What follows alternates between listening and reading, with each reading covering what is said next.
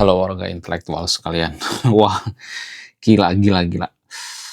Luar binasa. Sepertinya video ini akan dibenci oleh warga Konoha. Sepertinya video ini akan di-skip oleh warga Konoha, terutama pendukung Iran dan pendukung Ayatollah Ali Khamenei. Jadi guys, baru-baru ini ada sebuah berita yang bikin pendukung Iran, pendukung Hamas tidak bisa tidur guys. Apa itu? Jadi guys, ternyata jagoan daripada warga Konoha yaitu Mr. Johran, wali kota New York sekarang ini, mengaku kalah. Kenapa dia mengaku kalah? Dia mengaku ya, terhadap followernya, dia nggak bisa nangkap Netanyahu. Wow, gila, gila, gila, gila, luar biasa. Sepertinya berita ini akan bikin warga Konoha kejang-kejang kelonjotan berjemaah. Bayangkan, warga Konoha itu sudah berharap sama wali kota New York, yaitu Mr. Johran. Tapi Mr. Johran tidak bisa diandalkan. Nah, yang jadi pertanyaan, apakah warga Konoha akan memboikot wali kota New York? Kemudian, wali kota New York ini juga sebenarnya, walaupun dipuja-puja oleh warga Konoha, walaupun dia ini dijadikan semacam jagoan, ya, tapi ternyata wali kota ini adalah pendukung kaum pelangi. Wow, gila, luar biasa. Ini sangat mencederai ya, mencederai atau mengiris-iris hati pendukung Mr. Johran ini. Nah ya, jadi pertanyaan, kenapa bisa seperti itu? Kenapa dia gagal menangkap Netanyahu? Padahal kan dia sudah menjanjikan itu. Apa alasannya? Jadi di video ini saya akan bongkar sampai ke akar-akarnya. Saya tidak akan berpihak pada siapapun. Ya, saya akan bongkar dari berbagai sudut pandang. Saya bukan fans Netanyahu, saya juga bukan fansnya kaum pelangi. Oke, langsung saja kita ke pertandingannya. Mari kita gaskan.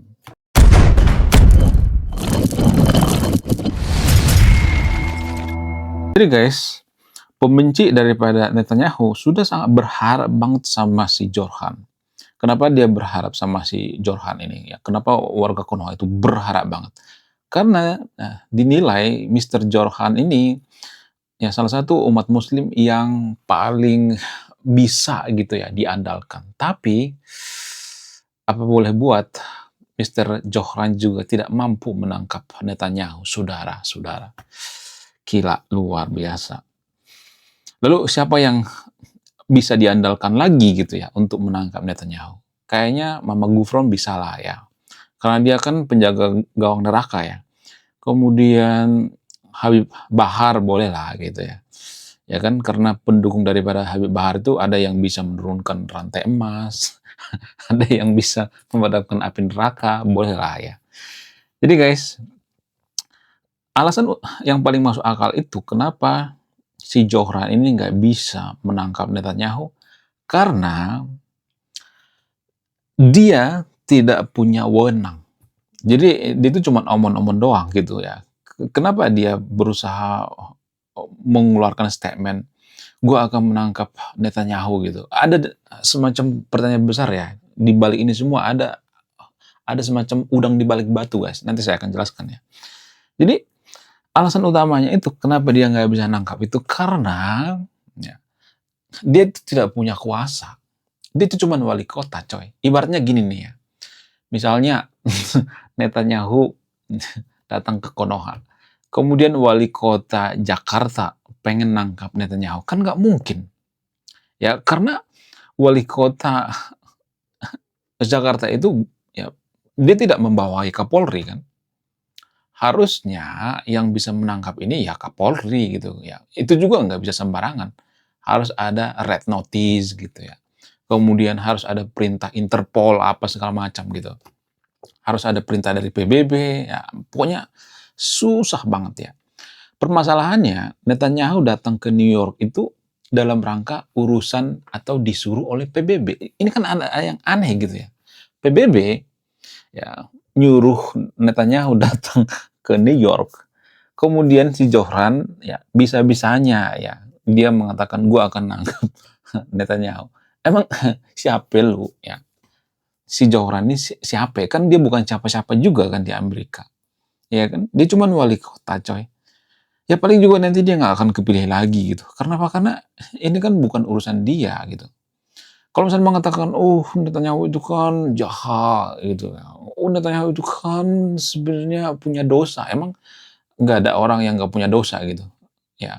Jadi gini guys ya, berkali-kali saya mengatakan, kita tidak bisa melihat konflik Israel dan Palestina itu hanya dari satu sudut pandang, nggak bisa coy, nggak bisa. Saya bukan pendukung Israel ya, saya bukan pendukung Palestina ya, nggak bisa. Kalau kita mengatakan bahwa Israel itu yang jahat, apakah semua orang Palestina itu suci? Apakah orang-orang yang ada di Gaza itu suci? Apakah mereka tidak melakukan kesalahan? Apakah mereka tidak nyari gara-gara gitu? Apakah mereka itu suci? Itu kan yang jadi pertanyaan kan.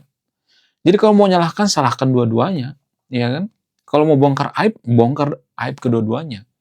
Itulah alasan kenapa wali kota New York ini tidak dipedulikan oleh PBB. Karena PBB melihat, ya masyarakat Gaza juga melakukan kesalahan kok, Hamas melakukan kesalahan kok, tidak hanya Netanyahu. Kenapa harus Netanyahu yang dihukum gitu? Jadi mereka ada pertimbangan, mereka ada undang-undang gitu. PBB itu ada undang-undang, nggak ngasal ya. Ya, kemudian Donald Trump itu tidak ada niat menangkap Netanyahu yang punya vote di PBB itu, yang punya hak veto itu, ya PBB. Ya, maksudnya Amerika gitu. Ya kalau Amerika mau ya Amerika bisa menangkap Netanyahu, tapi itu kan nggak mungkin, nggak mungkin. Karena Amerika nggak bodoh lah gitu ya. Jadi sebenarnya wali kota New York ini ya menggebor-geborkan, gue akan nangkap Netanyahu, gue akan borgol dia. Itu sebenarnya tujuannya itu politik guys. Ya politik dan pengaruh ya. Followers juga gitu ya. Biar dia terkenal, kemudian biar dia kepilih gitu ya. Untuk mencari suara, ya mirip-mirip seperti di Konoha lah. Ya, warga Konoha kan sering ngomong gitu ya, saya akan menghukum metong koruptor, ya biar dipilih gitu ya. Padahal nggak, ketika dia menjabat dia jadi koruptor juga kan.